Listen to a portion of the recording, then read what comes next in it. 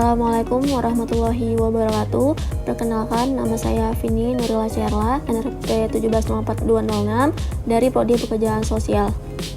Salah satu teknik dalam praktik pekerjaan sosial makro adalah PK, penilaian kapasitas, yaitu teknik untuk memfasilitasi anggota-anggota dalam organisasi atau kelompok untuk menilai aspek-aspek yang terkandung dalam organisasi. Tujuan dari PK yaitu untuk mengidentifikasi informasi mengenai aspek-aspek organisasi, sehingga mampu mengetahui masalah spesifik dari organisasi tersebut. PK mempunyai sejumlah tahapan. Tahapan tersebut antara lain yaitu: yang pertama, sosialisasi. Yang kedua, refleksi pencapaian tujuan organisasi. Di video kali ini saya akan memperhatikan bagaimana pelaksanaan penilaian kapasitas, khususnya pada tahapan asesmen lanjutan di praktikum 3 praktik pekerjaan sosial makro dalam pengembangan komunitas. Sehingga pada video ini akan memaparkan sampai pada tahapan pemaparan hasil penilaian, analisis penilaian, dan penentuan prioritas gagasan. Ada dua pelaku dalam teknik penilaian kapasitas ini, yaitu pemandu dan penilai. Pemandu, yang sering disebut juga sebagai fasilitator, adalah orang yang memahami PK, termasuk cara memandunya dari awal hingga akhir. Pemandu ini bisa berasal dari dalam organisasi itu sendiri maupun dari luar organisasi yang dipercaya dan dikendaki oleh organisasi tersebut. Sementara penilai adalah pengurus dan anggota dari organisasi tersebut. Adapun saya di sini berperan sebagai fasilitator dan orang-orang yang ikut berperan dalam video ini menjadi penilai, yaitu keluarga dekat yang dalam hal ini berperan sebagai pengurus dan anggota Karang Taruna. Adegan dalam video ini tidak menggunakan masker, karena orang-orang yang berada dalam video ini adalah keluarga dekat yang sehari-harinya berinteraksi dalam satu rumah. Selain itu, sudah dilakukan pengecekan suhu dan menggunakan hand sanitizer. Selamat menyaksikan. Tahapan sosialisasi. Assalamualaikum warahmatullahi wabarakatuh. Selamat malam Mas Karang Taruna Makmur dari Desa Tulungarejo. Sebelumnya sudah kenal saya kan? Saya mahasiswa dari Bandung yang sedang praktik di Desa Tulungarejo ini. Jadi di sini maksud saya mengumpulkan Mas Karang Taruna Makmur karena ingin mengetahui lebih lanjut mengenai Karang Taruna Makmur melalui pertemuan PK, yaitu penilaian kapasitas. Sebelumnya Mas di sini sudah pernah mengadakan pertemuan PK untuk menilai perkembangan organisasinya? Belum, Mbak. Iya, Mbak, belum pernah. Apa itu, Mbak, penilaian kapasitas? Jadi penilaian kapasitas atau PK ini merupakan alat untuk menilai aspek-aspek yang terkandung dalam organisasi. Melalui PK, organisasi seperti Karang Taruna ini bisa mengenali masalah dan potensi. Caranya melakukan PK ini bagaimana, Mbak? PK ini dilakukan dengan beberapa tahapan, yaitu sosialisasi, penyusunan alur sejarah organisasi. Nah, jadi bagaimana Mas? Apakah sudah paham? Paham, Mbak. Ya, Mbak, paham. Alhamdulillah, paham, Mbak. Kalau sudah paham, saya ingin tanya, apakah Mas di sini bersedia untuk melaksanakan penilaian kapasitas yang akan dipandu oleh saya? Bersedia, Mbak? Ya, Mbak, bersedia. Bersedia, Mbak. Tahapan penyusunan alur sejarah organisasi. Oke, seperti yang sudah saya katakan sebelumnya, agar organisasi menjadi lebih baik, yaitu melalui belajar dari pengalaman sejarah. Jadi di sini sudah ada karton yang berisikan format alur sejarah organisasi. Kemudian di sini juga ada kartu yang akan saya bagikan ke Mas untuk diisi dengan pertanyaan dari saya, kemudian nanti ditempel di karton alur sejarah ini. Untuk yang pertama, nanti jawabannya langsung dijawab aja, nanti saya tulis di karton ini. Kapan nih pertama kali Karang Taruna Makmur ini didirikan dan bagaimana sejarah pertama kali ketika didirikan? Tahun 2017 akhir. Anggotanya sih awalnya dari teman-teman dekat yang peduli dengan lingkungan. Waktu itu kami belum bernama Karang Taruna, Mbak.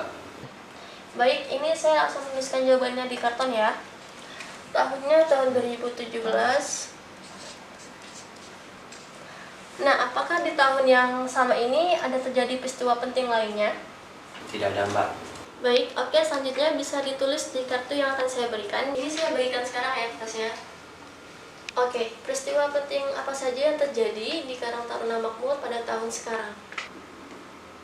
Baik, pertanyaan selanjutnya yaitu peristiwa penting apa saja yang terjadi di tahun sejak berdirinya Karang Taruna Makmur hingga sekarang? Nah, jika di tahun tersebut terjadi banyak peristiwa, maka boleh tulis di kartu lain. Jadi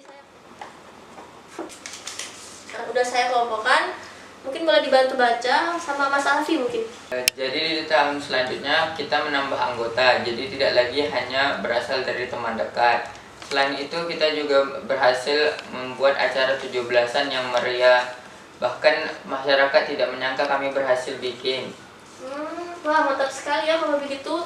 Oke, selanjutnya di tahun 2019. Tahun ini merupakan awal kita vakum, Mbak, karena anggota merasa sudah sukses melaksanakan 17-an yang meriah, sehingga tidak ada semangat dan inovasi lagi, Mbak. Ketika sudah mengetahui peristiwa penting yang terjadi dari awal pendirian sampai saat ini, fasilitator memasuki tahapan refleksi pencapaian tujuan organisasi. Selanjutnya yaitu kita akan melihat kembali sejauh mana tujuan organisasi telah tercapai. Di sini sudah ada karton berisikan judul, apa yang telah dicapai, dan tujuan organisasi. Oke, apa saja nih yang telah dicapai Karang Taruna Makmur sejak berdiri sampai saat ini? Menambah anggota, Mbak. Melaksanakan kerja bakti, Mbak. Sama mengadakan acara 17-an yang meriah, Mbak. Nah, sekarang apa nih tujuan dari Karang Taruna Makmur? Mungkin bisa melihat dari anggaran dasar dan anggaran rumah tangga untuk mempermudah. Maaf Mbak, kita belum punya anggaran dasar dan anggaran rumah tangga. Oke, kalau begitu ketika pertama kali membentuk Karang Taruna Makmur, cita-cita atau tujuan apa saja yang mau dicapai sehingga organisasi ini didirikan? Membantu lingkungan, Mbak. Meningkatkan keterampilan, Mbak. Membantu permasalahan sosial, Mbak. Selanjutnya dari tujuan ini, tujuan mana yang belum kecapai dan yang sudah kecapai? Untuk yang sudah kecapai, boleh ditulis di kartu yang warna biru, sedangkan yang belum kecapai di kartu warna yang kuning ya, mas-mas. Ini saya kasih. Nah, ini di depan sudah saya kelompokkan tujuan yang belum kecapai dan yang sudah kecapai dari mas-mas yang udah mas-mas tulis. Tahapan penilaian ciri-ciri kemampuan organisasi. Selanjutnya yaitu tahapan penilaian ciri-ciri kemampuan organisasi. Jadi di sini saya sudah ada kertas yang berisikan format penilaian. Nah, kertas ini memuat 7 bidang nilai ciri-ciri kemampuan organisasi yang harus diisi dengan nilai skala 1 hingga 4. Yaitu 1, jika organisasi mempunyai ciri yang sama dengan organisasi yang tidak baik.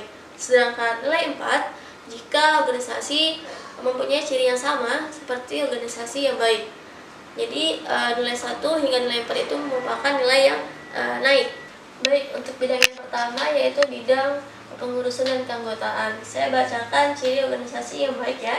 Organisasi memiliki struktur jelas yang sesuai kebutuhan. Setiap pengurus. Oke, jadi ini sudah ada karton yang sudah saya tempelkan yang berisikan format dari apa yang akan terjadi jika organisasi memiliki semua ciri-ciri baik yang telah saya sebutkan di atas. Mungkin bisa dibantu dari Mas Alfi. Ada pembagian peran yang jelas, Mbak.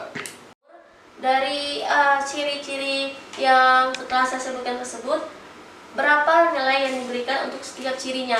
Nah, ini yang kertas yang saya bagikan tadi, silakan mas-mas isi dengan nilai dari 1 sampai nilai 4, seperti itu. Tahapan pemaparan hasil penilaian, analisis penilaian, dan penentuan prioritas gagasan.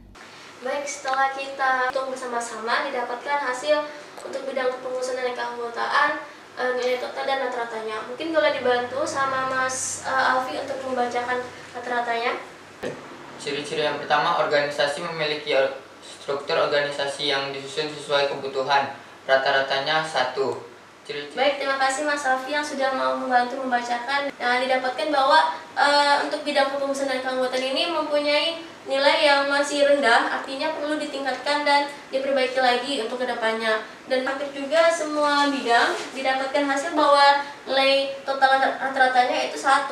Jadi ini mungkin bisa ditindaklanjuti segera ya Mas Alfi kedepannya untuk Karang Taruna agar lebih maju lagi ke depannya. Siap Mbak, terima kasih banyak ya. Saya Mas, dan terima kasih banyak kepada Mas Karang Taruna Makmur yang telah meluangkan waktunya untuk melaksanakan penilaian kapasitas ini. Semoga ini menjadi awal yang baik bagi Karang Taruna Makmur ke depannya. Nah, dari ciri-ciri ini mungkin bisa dilihat ya mana ciri-ciri yang berpengaruh bagi tujuan-tujuan organisasi Karang Taruna Makmur. Karena saya di sini tidak bisa lama, jadi saya menyerahkan hasil penilaian ini kepada Mas Alfi sebagai ketua dari Karang Taruna Makmur. Untuk selanjutnya ditindaklanjuti untuk pemecahan masalahnya. Jadi terima kasih banyak.